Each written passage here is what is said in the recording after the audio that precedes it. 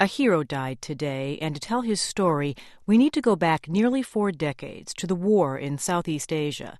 It was 1968, and in a burst of retribution and rage, a group of American soldiers took vengeance on some villagers in Vietnam.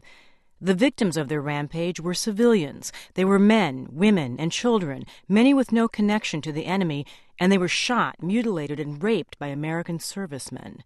In the end, 500 were killed. A year later, the world learned of the massacre at My Lai when journalist Seymour Hersh uncovered the story. But it took decades longer for the story of the real heroes of My Lai to be told.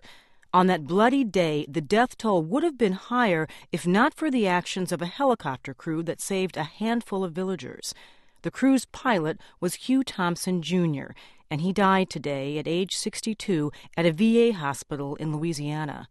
In 1998, he talked to NPR about what happened as he flew above the scene of the horror with 2 other crew members, Lawrence Colburn and Glenn Andreatta. One of us, I don't know who it was, saw some movement in the ditch. So we then sat down. 2 guys, I think it was, came over to the aircraft.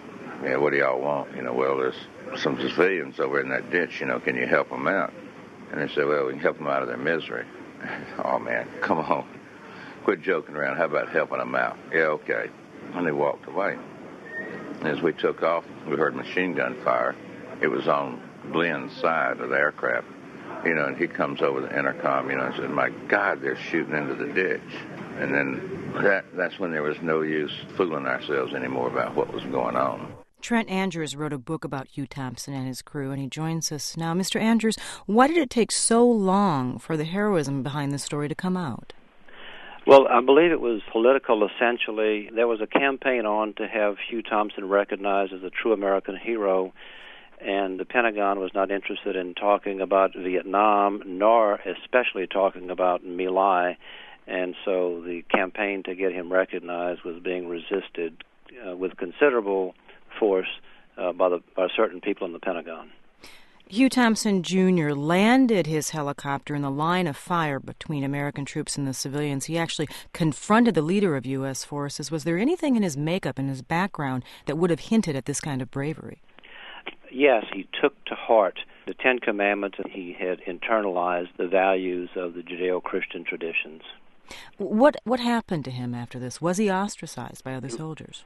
He was very much ostracized, yes. He was even treated like a traitor by some of his fellow soldiers. When he was testifying against Lieutenant William Calley in the My Lai courts-martial in Washington in 1971, he would finish testifying and he'd go in for a drink in the officers' club, and the officers would all get up and walk out because they didn't want to be in his presence. So he was truly ostracized. How did he handle that? Badly. It depressed him, it upset him, it hurt him, that he knew he had done the right thing, and his reward for doing the right thing was to be treated practically as a traitor.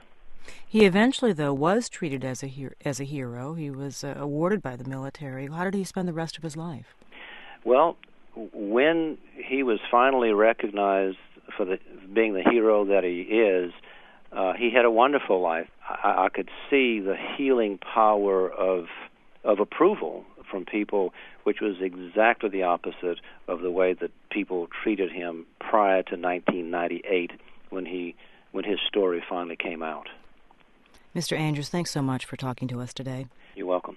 Trent Andrews is the author of The Forgotten Hero of My Lai, the HughThompson story. HughThompson died today at the age of 62.